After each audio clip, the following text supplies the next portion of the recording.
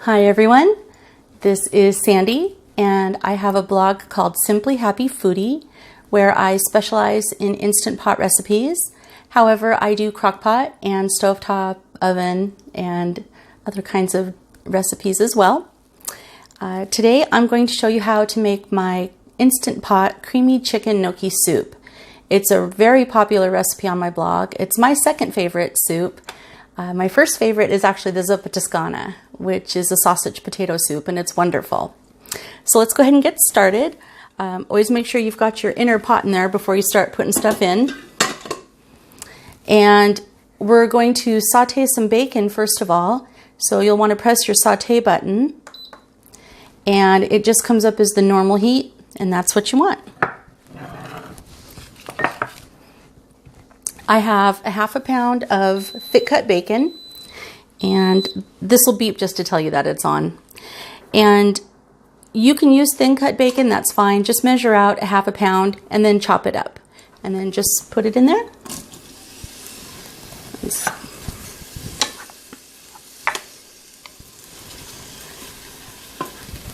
Okay. So while I'm doing this, I'll show you a little hack. So you know how when you're stirring and the pot spins? If you can find one of these binder clips, this is a good size one, just clip it right here and it kind of goes down into the channel where the lid latches in. And look at that. Obviously you'll take it off before pressure cooking, but this is a pretty cool hack. I use it when I know I'm going to be doing a lot of stirring. Okay, so we're just going to cook the bacon and render the fat out of it and get it till it's mostly done. Okay, and I got that mixed in and the butter's melted. So now I'm going to go ahead and throw in carrots. This is 2 good-sized carrots and they're chopped. I didn't leave them whole because they're pretty big, so in they go. And then also I have 2 stalks of celery, and it's just about a cup or so diced up. Celery gives really good flavor to soups. Chicken soup also. I have a great chicken soup on my blog for the Instant Pot that uses a whole chicken, and it makes the best broth. So you might want to go check that out. All right. So I'm going to just let the vegetables cook for just a few minutes. I want to get the carrots and the celery softening up a little bit. Okay, those veggies are softening up very nicely. And now it's time to add some more flavor. Okay. I apologize if there's glare on my glasses. I'm in the Pacific Northwest and it's dark, so I had to put up some light. Okay, so to that I have all my spices in one bowl, but I'll tell you what I have in there. So I have some fresh rosemary, and I just took it off of the stem. The stem was pretty woody, and then I just gave it a rough chop. So it was about a stem about 3 inches long or so.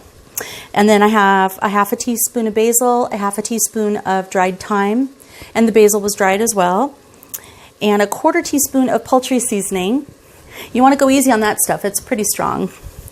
And then I have a half of a teaspoon of kosher salt, which is the coarse salt. If you just have regular table salt, just do a 1/4 teaspoon. And then you can always add more salt at the end. And then I have a half a teaspoon of pepper as well. And in it goes. Okay, and then right after that, I have 3 large cloves of garlic that I've pressed. If you don't have a garlic press, just mince it up really finely. Gotta have the garlic. This is Italian after all. Okay.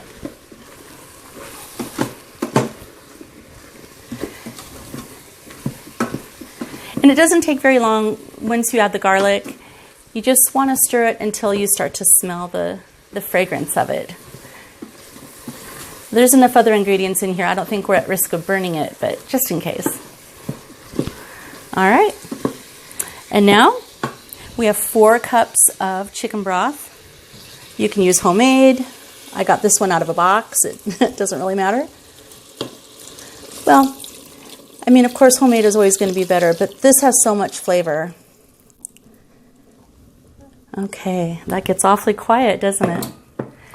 Okay, now at this point, I go ahead and take off that binder clip. And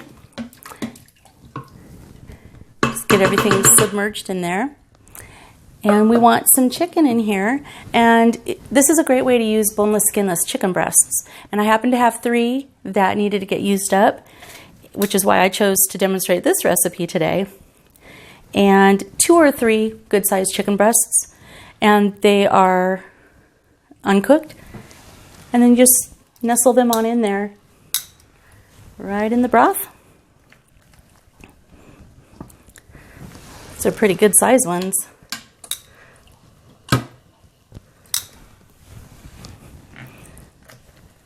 Okay. The hard part's over. I know, I think chopping might have been the hard part. Okay, and then now all you do is just make sure that your sealing ring is in place and pop your lid on there. Lock it into position. Make sure your steam release knob is set to the sealing position. If you have one of the new Ultra models, then you'll just put the lid on and it seals automatically, which is nice. Then you'll cancel the saute mode. You'll either press cancel, off, whatever your model says. Then you want to press either the pressure cook button, or this happens to be a little bit older pot and it has a manual button. So I'm going to press the manual button. Then the plus or the minus button to get to the time. And we're going to do 9 minutes on this one. Okay, and it's at high pressure. And then that's it. We're going to let it go. After it cooks, we're going to do a 10-minute natural release. And that just means that when it's done pressure cooking, you just leave the pot undisturbed until the counter counts up to the number 10.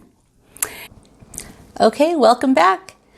So it took about 10 minutes for the pot to come to pressure, and that's just because it was a pretty full pot, lots of stuff in there, and that's not unusual.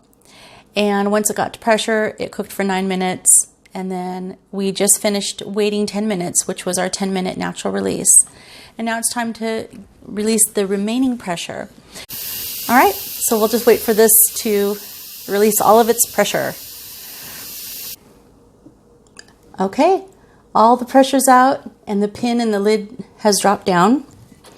And then what I like to do before I open a pot of soup, after the pin has dropped, after I believe all the pressure is out of there, I just kind of give the pot a little shake. And the reason I do that is because there's been some scary looking pictures on the internet, on Facebook and so forth, about somebody getting burned, and I've over 50 soups on my website that are Instant Pot soups, and in all the soups I've ever made, I've never ever had an issue, but safety first. There's a first time for everything. So just give it a little shake, and that way if there's any pockets of steam that are left in there, it'll kind of fill them in, and then they won't burst like when you stick a spoon in there. So, and then I also open the lid facing away from my face, just to be safe. Woo. Okay, so we want to get those chicken breasts out of there.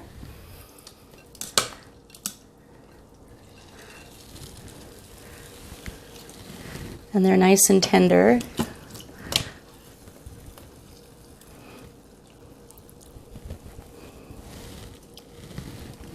Told you those were big.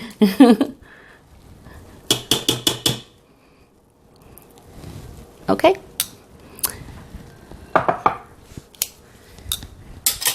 Now you want to turn the saute back on because we're going to put the gnocchi in and cook the gnocchi. You could put the gnocchi in ahead of time if you want to, but gnocchi, which are these little, they're potato dumplings, and they're sort of pasta-like, and they look like this.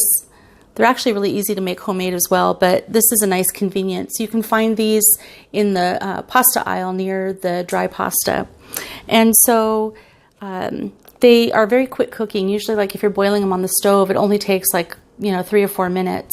That's why I don't usually pressure cook them for very long, or if at all.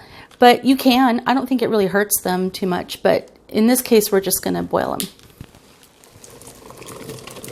This package is about a pound. It's a little over. It's about 17 ounces. And that's the perfect amount. Okay? So the saute mode will bring this up to a simmer. I'm going to put the lid back on, but I'm going to leave the lid in the venting position so that it doesn't, there we go. It likes to make a lot of noise, and then it won't come to pressure or anything, but this will just help the heat build up so it'll come to a simmer faster. And then we'll let the gnocchi cook, and you can tell gnocchi is done because they float up to the top. Okay, so we'll just let that happen.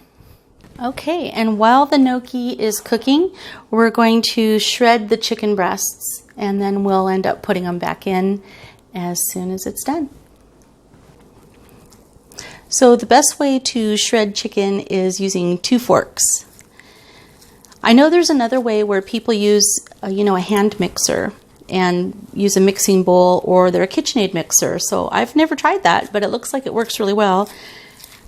But I'm not trying to get these super, super shredded, just enough to have some good chunks for the soup. So I'll go ahead and get that done. The gnocchi is floating. So I'll cancel the saute setting. And I know it's hard to see. I only have one camera and I'm alone doing this, so I don't have the angle to give you. But trust me, they're floating. And you want to discard the bay leaf.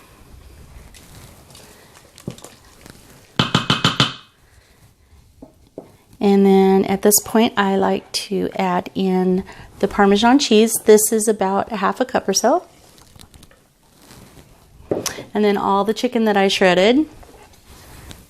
Get that in there carefully so it doesn't splash you with the hot soup.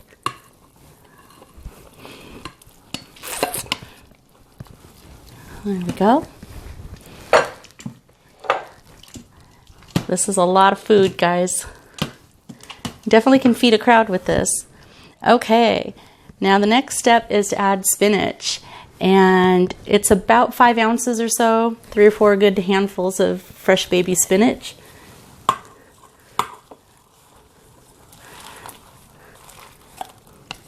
It doesn't take too long for it to wilt.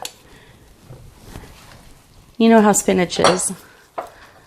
You put in this much and then it ends up this much. Okay, and just give it a stir.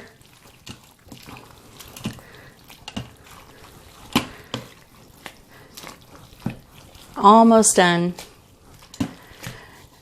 This may not be a busy weeknight kind of soup to make. It does take a little bit longer than some of the other soup recipes that I have, but it's really, really worth it. It's so delicious.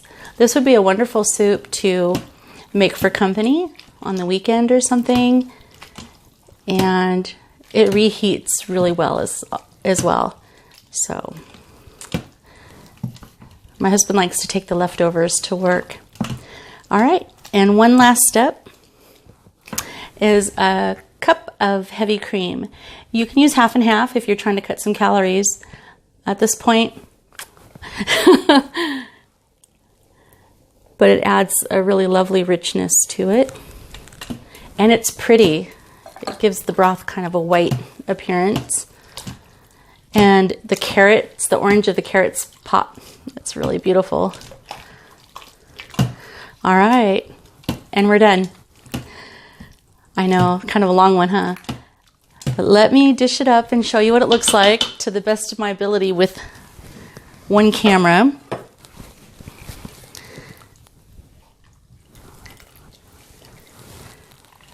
Has the green and the orange and all that creaminess. And you can smell the herbs. They smell so wonderful. And that's really what makes it. I don't recommend dried rosemary. If you can find the fresh rosemary, I think that's so much better. And they have those herb packets in the grocery store now in the produce section. So it's pretty easy to find the fresh rosemary sprigs. Okay. Ooh, I just want to keep filling it up. I don't know if you can see that or not, but it's very beautiful. It's delicious, and it's just the perfect thing on a cold fall or winter night.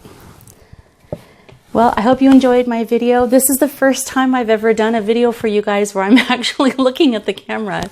I used to do them where I was holding the camera and you couldn't see me. But I'm trying something new for you guys. So please visit my blog, simplyhappyfoodie.com. I'll provide a link for you. And let me know if you enjoyed this video and if you want to see more. And I would love to keep making videos for you guys. And any suggestions on the recipes, let me know. Bye-bye.